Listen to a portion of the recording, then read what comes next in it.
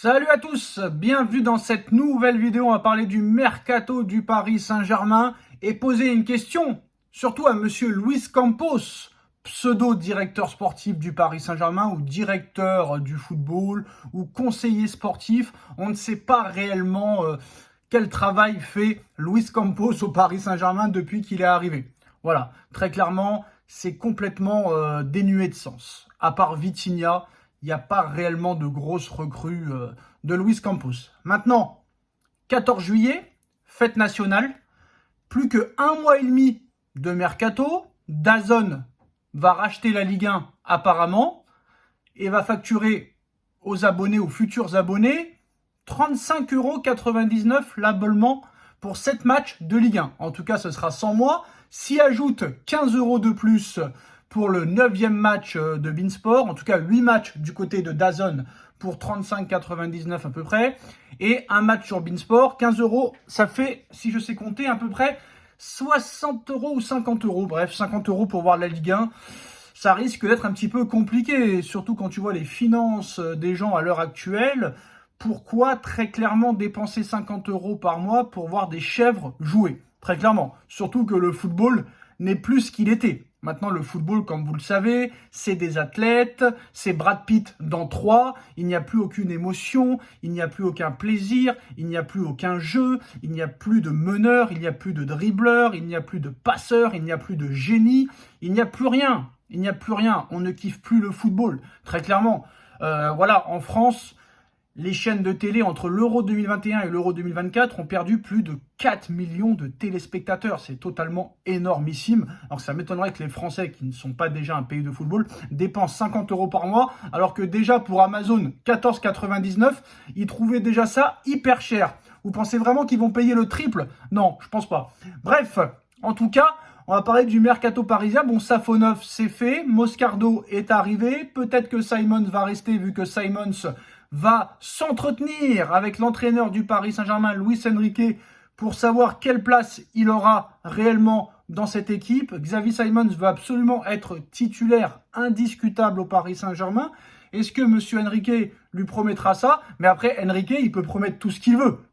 Les promesses n'engagent que ceux qui y croient. Si Luis Enrique dit à Simons, oui, tu vas jouer tous les matchs, bah, rien ne dit que Enrique le mettra quand même titulaire à tous les matchs. Ça me rappelle l'année dernière quand Nasser Al-Khelaifi a cru Mbappé, quand Mbappé lui a dit à l'époque où il était dans le loft, oui, vous inquiétez pas président, je prolongerai à la mi-saison. Et très clairement, Mbappé avait dit ça seulement pour sortir du loft. Mais Nasser est tellement teubé, avec tout le respect que j'ai pour lui, qu'il l'a cru. Mais là, très clairement, maintenant, c'est terminé. Mbappé est parti. Mbappé a été catastrophique cette année. Peut-être qu'on s'en débarrasse au bon moment, mais le problème, c'est qu'on s'en est débarrassé à 0 €. Ça, c'est problématique. Heureusement qu'on se libère du salaire énormissime de Mbappé. On s'est débarrassé aussi du salaire de Messi et de Neymar, donc ça va faire énormément de bien aux finances du club. On nous annonçait un très très gros mercato. Pour l'instant, il n'en est rien. Alors Moscardo est arrivé, mais il a été acheté l'hiver dernier. Safonov est arrivé 15 millions, mais on n'est même pas sûr qu'il soit titulaire. Enrique a annoncé que les places des gardiens étaient remises à 0, que personne serait numéro 1, même si on peut penser quand même que Donnarumma débutera numéro 1. Mais où sont les défenseurs? Où sont les ailiers, les attaquants, les milieux de terrain? Qui va remplacer Mbappé? Bon, première info, Joao Neves veut venir au Paris Saint-Germain. Les discussions se sont intensifiées. Jorge Mendes pousse pour que le Benfica Lisbonne accepte les 90 millions d'euros que propose le Paris Saint-Germain. Malheureusement, le Paris Saint-Germain veut vendre Manuel Ugarte à Manchester United au moins 60 millions d'euros, voire 70 millions d'euros pour financer l'arrivée de Joao Neves. En quoi M. Campos se fie pour nous permettre de penser que Joao Neves est meilleur qu'Ugarte? Joao Neves n'est pas meilleur qu'Ugarte. Ça, je peux le dire très clairement. Voilà, Ugarte, c'est du délit de sale gueule. Enrique ne l'aime pas. Pourquoi? On ne sait pas. Les médias n'ont pas fait leur travail pour savoir pourquoi Enrique a fait disparaître et a enterré M. Manuel Ugarte du jour au lendemain. On ne saura jamais. Bref, Joao Neves, 90 millions. Apparemment, Manchester City est sur le coup. Manchester United est sur le coup. Voilà. Bon, moi, je suis en train de me dire que si City et United sont dessus, ça veut dire quand même que le joueur doit valoir quelque chose. J'ose à le penser. Je pense que c'est le cas. Bref, Kvaratskhelia, c'est compliqué. Paris a offert 90 millions pour Osimhen, mais on prend le PSG pour des pigeons. Donc De Laurentiis, il veut 120 millions. Désiré Doué, apparemment le Bayern de Munich a pris de l'avance, mais Désiré Doué aurait peut-être une petite préférence pour le Paris Saint-Germain, mais ça va jouer entre le Paris Saint-Germain et le Bayern de Munich. Désiré Doué, hier, a liké une photo du Parc des Princes, ce qui nous emmène à penser peut-être qu'il préférerait le Paris Saint-Germain au Bayern de Munich. Je ne lui conseille pas d'aller au Bayern de Munich. Tous ceux qui ont été au Bayern de Munich, qui sont partis du PSG, ont disparu du football très clairement. Donc voilà, Désiré Doué, ça pourrait se faire peut-être au milieu de terrain. Ce serait pas mal.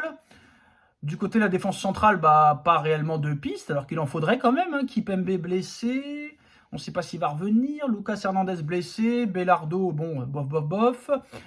Marquinhos qui pourrait aller en Arabie Saoudite. Faudrait se débarrasser aussi des indésirables. Paris aussi est sur d'autres pistes, hein, comme l'attaquant du Sporting Lisbonne. Mais le problème, c'est que le Sporting demande 100 millions d'euros pour un joueur de 26 ans. Non, merci. Surtout qu'il n'a rien prouvé encore au haut niveau. Il y a aussi le latéral néerlandais dont le nom est imprononçable. Excusez-moi, j'ai pas envie de bafouiller, mais vous savez de qui je parle. Donc voilà, mais moi, ce que j'ai envie de dire à Campos, c'est bien beau tout ça. C'est bien beau. Mais quand est-ce qu'ils vont arriver? Parce que là, on est quand même le 14 juillet. Il reste 1 mois et demi de mercato. La saison reprend dans à peu près 1 mois. On ne sait pas quand vont revenir les joueurs de l'Euro. On ne sait pas quand vont revenir les joueurs de la Copa. Ça commence à devenir très compliqué. Très compliqué. Donc voilà, moi, Campos, j'ai toujours dit qu'il avait des emplois fictifs. Pour ceux qui ne savent pas ce que ça veut dire, un emploi fictif, ça veut dire que tu donnes un emploi officiel à un gars, mais le mec ne travaille pas. Le mec ne fait rien, reste chez lui. Et à l'arrivée, c'est Jorge Mendes qui s'occupe de tout. C'est-à-dire que Campos, il fait « Bon, ce joueur-là m'intéresse, tu pourrais t'intéresser, Jorge? Ok, je m'en occupe, t'inquiète pas. » Non, mais franchement, voilà. C'est plus le football d'avant, c'est plus les mercatos d'avant, c'est plus les matchs d'avant, c'est plus les joueurs d'avant. Où sont les Zlatan? Où sont les Zidane? Où sont les Ronaldinho? Où sont les Messi? Où sont les Cristiano Ronaldo? Je sais pas, où sont les Pirlo, les Nesta, les Maldini, les Del Piero, les Dida, les Podolski, les Klose, les Iniesta, les Xavi, je sais rien, les Carles Puyol, tu vois, ça c'était les R9, les David Beckham, les Claude Makelele, les Clarence Seedorf. Bref, ça c'était le football, le beau football d'avant. Et encore, j'en oublie des joueurs, hein. Luis Figo, Raoul, Rivaldo.